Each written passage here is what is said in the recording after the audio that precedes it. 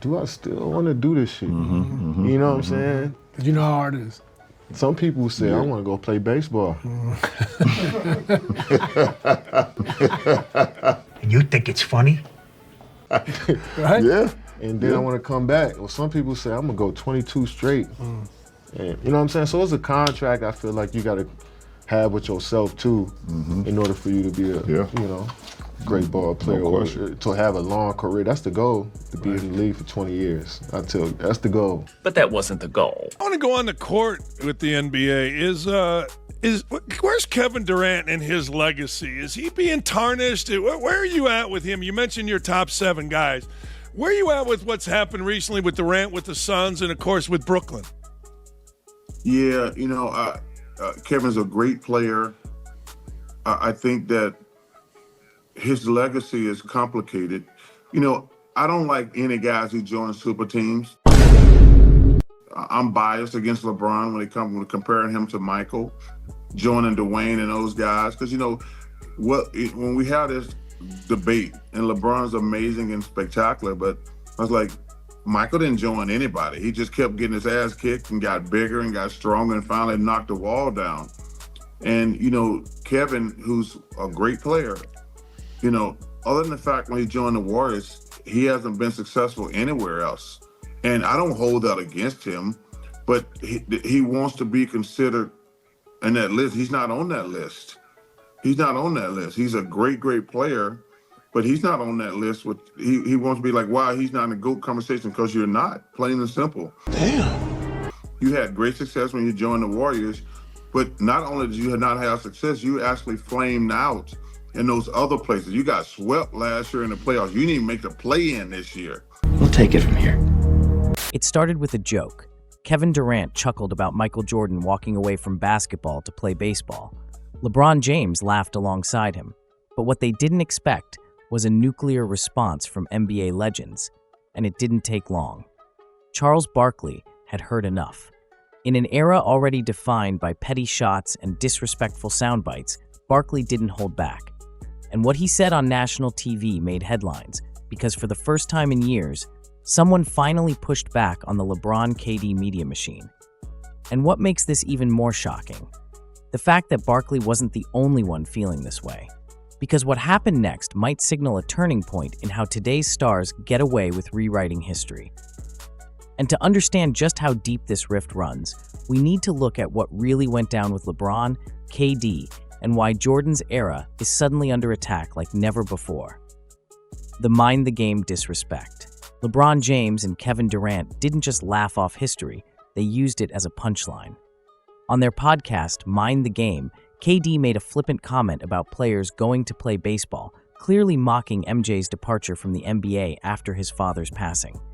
It wasn't just tone deaf, it was downright ignorant. And what made it worse?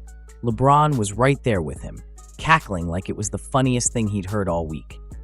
No context, no acknowledgement of why Jordan actually left. Just empty jokes, wrapped in ego. But this moment wasn't an accident. It was part of a larger trend, where current players try to downplay the legends who came before them. And this pattern isn't new for LeBron. So how did we get here? Let's go back to when LeBron first began taking subtle shots at the past. LeBron's long history of erasing the 90s. You might remember the now infamous quote, "We done with the 90s." That's what LeBron said while breaking down modern defense with Durant. 20 years ago, shit, I was in the league. I thought you were about to say some shit about the 90s. Only one of us was in the I'm league. done with the 90s. That team, that 90s bled into the early 2000s. It sounded casual, but make no mistake, it was calculated. This isn't the first time LeBron has pushed the idea that Jordan's era was outdated, overrated, or somehow inferior. For years, LeBron and his media allies have been working to reframe the GOAT debate, not by building LeBron up, but by tearing the past down. Instead of praising Jordan's dominance, they attack his competition. Instead of respecting the grind of that era, they call it primitive. But here's the thing, the numbers don't lie. Jordan didn't leave his team for super teams. He stayed, he fought, and he won. But before we dive into that legacy, let's look at who finally stood up and said something. Charles Barkley enters the chat. Charles Barkley has always been outspoken, but this time he was surgical. In a recent interview, Barkley called out both LeBron and KD, not just for their comments, but for what they represent. He accused them of disrespecting the grind, of skipping the struggle, and most importantly, of chasing shortcuts to greatness. "You want to be in the GOAT conversation?" Barkley said. "You're not. You joined super teams. Jordan didn't." That hit hard, because Barkley didn't say it to tear them down. He said it to remind them that respect is earned. And when you try to clown someone like Jordan, you better come correct. But Barkley didn't stop there. He questioned Durant's entire legacy. Outside of Golden State, what has KD really accomplished? He got swept in Brooklyn. He missed the play-in with the Suns. And all while trying to play alpha, he struggled to lead a team the way Jordan did year after year. And this leads to a question we have to ask. Why are today's stars so insecure? Security? What am I insecure about? Why would two of the most accomplished players of their generation, LeBron and KD, feel the need to mock Michael Jordan? The truth is, it's deeper than just ego. LeBron has been chasing the ghost of Jordan since day one, and with every passing year, as the 6 rings remain untouched, the pressure builds. The frustration leaks out, and now it's turning into thinly veiled shots at an era he knows he can't match. KD? Not again. He's never really felt the love. Despite his talent, his biggest wins came with a team he didn't build. And deep down, he knows the fans, and even the legends, don't hold him in the same light as Jordan, Kobe, or even Steph. So what do you do when you can't catch the legends? You rewrite the narrative. But here's the problem. Not everyone's going along with the rewrite. And that brings us to something Barkley hinted at that might just come true. The coming backlash. There's an irony here. LeBron and KD are trying to diminish the past, but they're setting themselves up to be torn down in the exact same way once they retire. The very culture of disrespect they've encouraged is going to come for them next. The same media spin, the same online trolls, the same new generation of fans who didn't see them in their prime. They don't realize it now, but it's coming. Because if you make it cool to disrespect the greats, don't be surprised when the next wave calls you overrated. And that's why Barkley's message was so important. It wasn't just about protecting Jordan, it was about protecting the integrity of the game itself. And Barkley's core message was simple. You don't get to rewrite NBA history just because it doesn't help your legacy. You don't get to laugh at the 90s, you owe your career to them. But this wasn't just Barkley venting. There was something bigger beneath the surface. Because what LeBron and KD may not realize is, one day, they're going to be the ones getting disrespected. The era of disrespect will come full circle. Right now, LeBron and Durant are still in the league. They have power. They have platforms. They can shape narratives. But one day, sooner than they think, they'll be retired. And this new generation, they're watching. They're listening. And when it's their turn to make documentaries, podcasts, and hot takes, LeBron will be just another name to them. KD, another player they didn't grow up watching.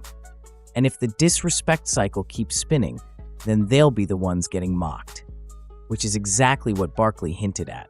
You tear down Jordan now, and you better be ready for what's coming. But what if that disrespect is already starting? What if the legacy LeBron is trying to protect is already cracking? LeBron's legacy is shifting, and fast. I want the honesty. Let's be honest. LeBron's recent behavior, launching a podcast, pushing narratives, calling himself the GOAT, it's not about celebrating the game. It's about protecting his image. From the GOAT conversation, to the "I never had help" excuse, to his constant need to be in the spotlight, even after 20 seasons. Barkley sees it, fans see it, and moments like this, moments where LeBron laughs at Jordan's pain, they're starting to undo years of respect. LeBron has always been a master at the media game, but when truth, emotion, and legacy collide, you can't spin your way out of it. And now, Barkley's not the only one calling it out. In a single podcast episode, LeBron James and Kevin Durant tried to rewrite history. They mocked an era that built the league. They joked about one of the most emotional decisions in basketball history, and they assumed nobody would challenge them. But Charles Barkley did.